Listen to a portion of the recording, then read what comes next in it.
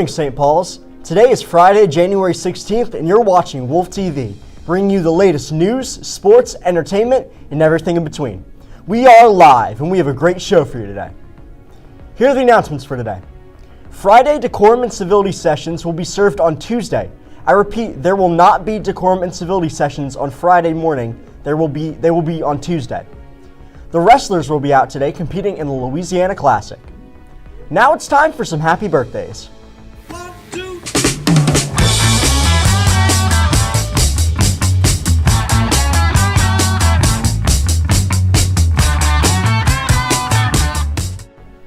We wish a very special day to the following Wolves: Gabriel Schneller and Kaden Tillotson. Happy birthday, everyone. Here at Wolf TV, we wish you a great day and good fortune. Now let's look at today's news. Yesterday, President Donald Trump threatened to invoke the Insurrection Act, a rarely used 1807 law that allows the president to deploy military domestically without a governor's consent, saying he would deploy U.S. troops to Minneapolis if state leaders fail to stop ongoing protests against federal immigration enforcement operations. The warning came hours after a federal immigration officer shot and wounded a man in North Minneapolis, causing anger to intensify even more. Protests have grown in size as hundreds of ICE and Border Patrol personnel flood the city, using tear gas and pepper spray in confrontations with demonstrators. Minnesota officials, including Governor Tim Walz, have urged the federal governments to withdraw its agents, arguing that they are only escalating tensions instead of calming them.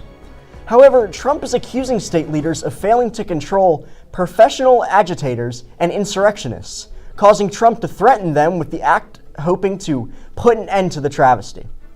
As federal agents maintain their presence, Minneapolis remains on edge, with local leaders warning that further escalation could deepen the crisis even further rather than resolve it. In the latest update from the Middle East, Iran has closed its airspace with flights diverting to other airports and avoiding the air around Iran entirely. This comes as President Donald Trump advises U.S. military personnel to leave bases around the Middle East, including some bases which saw air raids in previous conflicts between Israel and other groups around the region. Western military officials continue to say United States military action could be imminent. Iran has continued to state that any military action by the United States would have massive repercussions with the U.S. assets in the region. On Thursday, Trump announced that killings had stopped, which seemed to take some of the pressure off the situation. The protests in Iran are ongoing, and it's a situation that the world will continue to follow closely.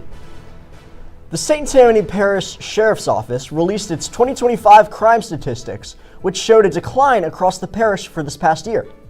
According to STPSO, in 2025, major crimes reached its lowest level in the past 5 years. Overall, reported crime across the 9 track categories decreased from 2,567 in 2024 to 2,058 in 2025. This included 80 fewer violent crimes such as murder, robbery, and assault, and 429 fewer non-violent crimes such as burglary, theft, motor vehicle theft, and fraud in 2025. STPSO worked on a total of 7 homicide investigations.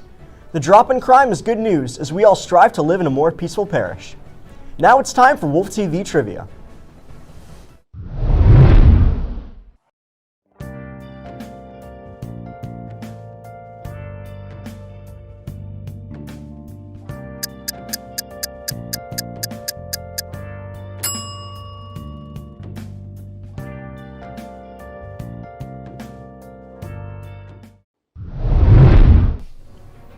Now let's look at today's sports news.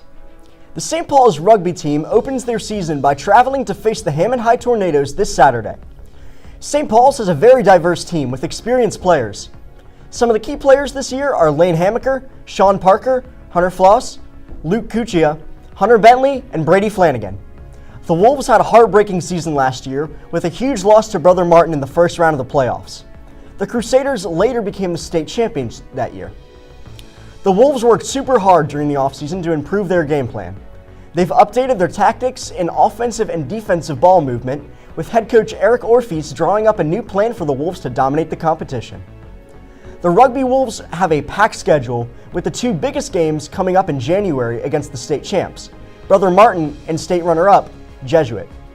Hopes are high about the Wolves winning the championship this year, especially with their new jerseys, known as their alternate jerseys. For the Rugby Wolves, there's much hype this year. Just weeks after John Harbaugh was fired by the Ravens, he's already finalizing a deal to become the New York Giants head coach. This could make the Giants one of the next huge teams in the NFL. The Giants have an amazing rookie class consisting of Jackson Dart, Cam Skadaboo, and Abdul Carter. Since they didn't do too great this year, they will get another high-talent draft pick. They also have some baller veterans to round it out. Malik Neighbors takes that role on the offense. For the defensive side of the ball, it will be Dexter Lawrence. There's so much potential for the Giants to be serious contenders in the coming years. With young talent and a new experienced head coach, the Giants have everything it takes to be a dynasty. This weekend starts the divisional round of the NFL playoffs. To kick it off, the Bills will be taking on the 1-seed Broncos on Saturday. Later that night, the 49ers will play the Seahawks in an amazing NFC matchup. On Sunday, the Texans, coming off of a huge win, will take on the Patriots in what should be a huge game. The last game of the weekend has the Bears facing off against the Rams. The Bears have been rolling and look to make a deep playoff run. The Rams, coming off a very close wildcard win, are hoping to get back to their dominant winning fashion. The teams to look for to win are the Broncos, Seahawks, Patriots, and the Bears. The 4 winning teams will move on to the conference championship games. Now it's time for Song of the Day.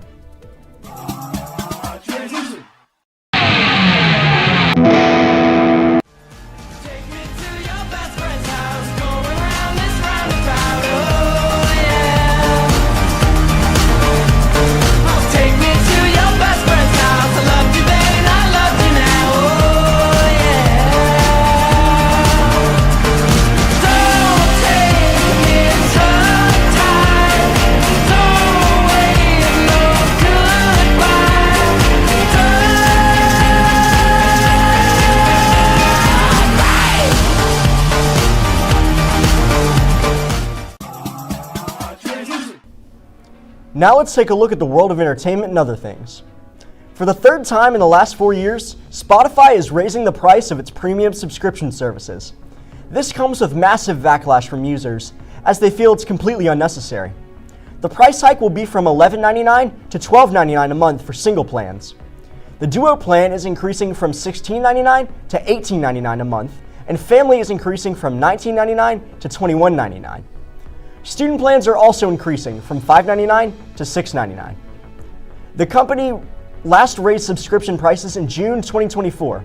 That came after a fee hike in July of 2023, which marked the first time Spotify raised prices since its 2011 launch in the US. Originally, the service only cost $9.99. It would appear that their greed knows no bounds. Hopefully, they'll come to their senses and realize that a price hike will only discourage users from using their platform.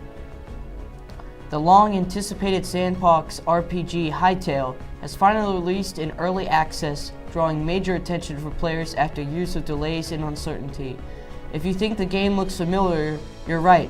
Hytale draws heavily from Minecraft, but promises to offer deeper and more complex systems.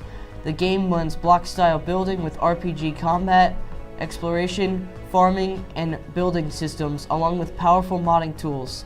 It drops players into a procedurally generated world filled with biomes, dungeons, creatures, and hidden challenges.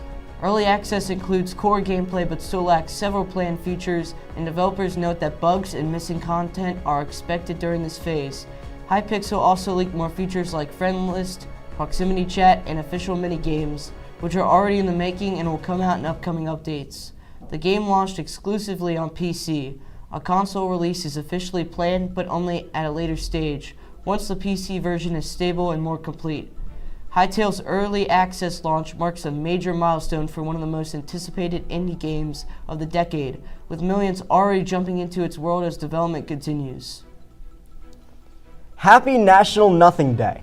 National Nothing Day is an unofficial observance on January 16th, meant for people to do absolutely nothing, providing a break from obligations to celebrate or honor anything.